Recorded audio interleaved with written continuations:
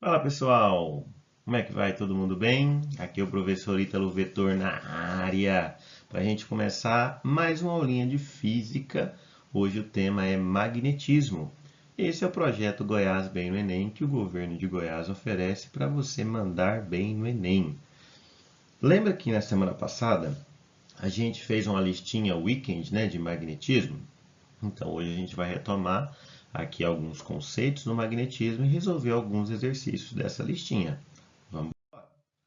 Lembrando, né, que a nossa competência, que é a competência 6, apropriar-se de conhecimentos da física em situações problema, interpretar, avaliar ou planejar intervenções científico-tecnológicas. A habilidade que a gente vai usar aqui é a habilidade 21. Utilizar leis da física e ou químicas para interpretar processos naturais ou tecnológicos inseridos no contexto da termodinâmica e ou do eletromagnetismo. E aí, eu gosto sempre de começar, né, com vocês mostrando as áreas da física, essa linda, né? E aí a gente tem a mecânica, a gente tem a termologia, a gente tem a ondulatória, o eletromagnetismo e a física moderna, né? Sempre mostro isso para vocês no início das nossas aulas. E hoje nós vamos tratar aqui do magnetismo, tá bom? Professor, como é que tem sido a cobrança disso aí no Enem, né? No Enem a gente vê aí que o magnetismo não tem uma incidência tão alta, né? Mas, vez ou outra, sempre é cobrado. Então vamos dar uma olhada? Olha só. O magnetismo está presente em nosso dia a dia sem muitas vezes a gente perceber, né? As aplicações são infinitas: a bússola, campainha elétrica, o motor elétrico, HD de computador, nas ondas eletromagnéticas, no Wi-Fi, por exemplo, na usina hidrelétrica, na termoelétrica e nuclear, na conversão de energia, nos transformadores que tem aí, ou pode ter na sua casa, ou pode ter, por exemplo, na sua cidade, né, na rede elétrica, o microfone, o cartão magnético, o acelerador de partículas, o trem-bala. Então, são muitas aplicações do magnetismo, tá bom? E aí a gente começa definindo, né? A nossa noção básica de magnetismo é quando a gente brinca com um ímã, né? E esse ímã a gente consegue atrair objetos metálicos, né? Então, os ímãs têm a propriedade de atrair objetos de ferro. Esse fato é observado pela primeira vez com o minério de ferro chamado magnetita. E aí nós temos os ímãs naturais, né, feitos de magnetita, que é o óxido de ferro, e também os ímãs artificiais, que são os eletroímãs, que é da passagem de corrente elétrica. Você lembra que a gente falou em alguns outros episódios que a passagem de corrente elétrica pode produzir 5 efeitos: térmico, luminoso, magnético, químico e fisiológico? Então, o magnético está aí a aplicação. Beleza? E aí, meu povo, os polos dos ímãs, né? A gente, assim como as cargas têm cargas positivas e negativas, os polos são classificados em polo norte e polo sul, né? E aí a gente vê um exemplozinho aqui, né, de limalhas de ferro, fragmentos de ferro, né, sendo atraídos fortemente pelos polos dessa barra de ferro, né, desse ímã. Então, justamente por se concentrar mais nos polos, a gente deu a denominação de polo, né, polo norte e polo sul, tá bom? E o polo norte é aquele que aponta para, se você deixar ele suspenso, né, ele vai apontar para o norte geográfico. Já o Polo Sul aponta para o sul geográfico, daí os nomes, Polo Norte e Polo Sul. Certinho? Vamos falar um pouquinho agora sobre os princípios do magnetismo. São dois, né? O primeiro é a atração e repulsão. Né? Quando a gente aproxima dois polos nortes ou dois polos sul, ocorre, né, a repulsão entre eles. Né? Já entre polo norte e polo sul ocorre a atração. Então a gente pode dizer que polos de mesmo nome se repelem, né? Os iguais se repelem, os polos contrários se atraem. Olha só, norte com norte, a tendência é repulsão, não quero você, né?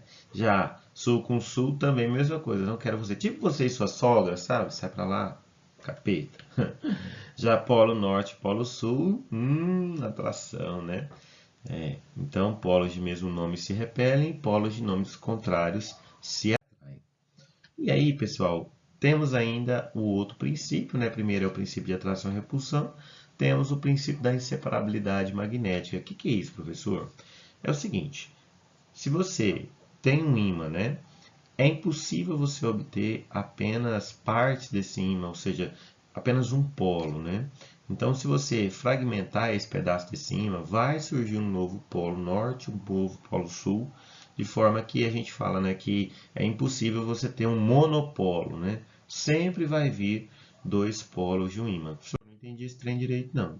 Então, ó, vamos supor que você quebrou o trem aqui, né? O que que acontece? Não vai ficar só o polo norte, vai existir, né, o domínio magnético, né, esses elétrons vão se organizar, né, essas partículas vão se organizar de uma forma que vai ter um polo norte e um polo sul. Da mesma forma, aqui não vai ter só polo sul, vai existir aqui um polo norte. Certinho? Então, isso são os princípios do magnetismo. Então, o que a gente trabalha, né, no magnetismo? Qual que é a sequência didática? A gente faz essa introdução, né? Aí tem mais coisas para falar. Tem a classificação dos tipos dos materiais, né? Depois a gente fala do princípio do magnetismo e o magnetismo terrestre também. Falamos sobre imantação e classificação dos materiais quanto ao magnetismo. Falamos do campo magnético, o campo magnético gerado por corrente, a força magnética, né? Depois, indução magnética, transformadores e ondas eletromagnéticas. Então, assim, é um conteúdo muito rico, né? Muito vasto. E hoje a gente deu uma introduzida e vamos falar aqui de alguns exercícios, tá? Então, lá na semana 23, a questão 5 falava assim, ó, a magnetohipertermia é um procedimento terapêutico que se baseia na elevação da temperatura das células de uma região específica do corpo que estejam afetadas por um tumor. Neste tipo de tratamento, nanopartículas geradas são fagocitadas pelas células tumorais e um campo magnético alternado externo é utilizado para promover a agitação das nanopartículas e, consequentemente, o aquecimento da célula. Então, pergunta, né? A elevação de temperatura descrita ocorre por quê? Letra A. O campo magnético gerado pela oscilação das partículas é absorvido pelo tumor? Será que o campo magnético absorvido é isso que faz esquentar? Vamos ver. Letra B. O campo magnético alternado faz as nanopartículas girarem, transferindo calor por atrito? Ah, essa está interessante, hein? Letra C. As nanopartículas interagem magneticamente com as células do corpo, transferindo calor? Acho que não. E, letra D. O campo magnético alternado fornece calor para as nanopartículas que o transfere às células do corpo? Também acho que não. E, as nanopartículas são aceleradas em um único sentido, em razão da interação com o campo magnético, fazendo-as colidir com as células e transferir calor? Também não. Resposta correta, letra B, né? O campo magnético alternado, ele fica girando para lá e para cá, para lá e para cá. As nanopartículas giram, é mais ou menos igual o micro-ondas, né? O micro-ondas passa aquele campo magnético e a molécula da água começa a girar, né? Para se posicionar em relação àquele campo. E esse aquecimento das moléculas de água faz o alimento aquecer. Um alimento muito rico em água esquenta muito mais do que um alimento que não tem muita água, né? Faz um teste para você ver, faz aquele misto quente, o bauru, como a gente chama aqui na nossa região, né? Que é o pão, o presunto, a mussarela, e põe um tomate para vocês verem e esquenta no micro-ondas. Vocês vão ver que o tomate, na hora que sair de lá, ninguém consegue comer, né? Porque ele fica muito mais quente, porque tem muito mais água. Certinho? Próxima questão. Questão 9 da lista Weekend fala o seguinte: o manual de funcionamento de um captador de guitarra elétrica apresenta o seguinte texto. Esse captador comum consiste de uma bobina, fios condutores enrolados em torno de um ímã permanente. O campo magnético do ímã induz o ordenamento dos polos magnéticos na corda da guitarra que está próxima a ele. Assim, quando a corda é tocada, as oscilações produzem variações com o mesmo padrão no fluxo magnético que atravessa a bobina. Isso induz uma corrente elétrica na bobina, que é transmitida até o amplificador e daí para o alto-falante. Então, olha só, existe um processo de indução, e essa indução precisa o quê? De uma oscilação do campo magnético. Então, olha só, um guitarrista trocou as cordas originais de sua guitarra, que eram feitas de aço, que é um material ferromagnético, né, por outras de nylon. Mas nylon não é ferromagnético, né? Nylon é indiferente quanto ao magnetismo. Você não consegue pegar um nylon e um ímã e grudar eles, né? Então, olha só, vamos para o comando.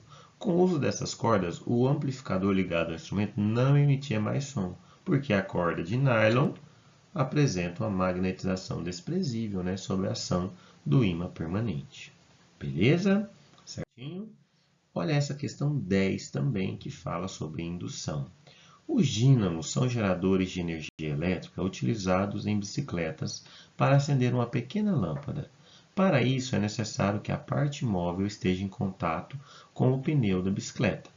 E quando ela entra em movimento, é gerada uma energia elétrica para acender a lâmpada. Dentro desse gerador encontra-se um ímã e uma bobina.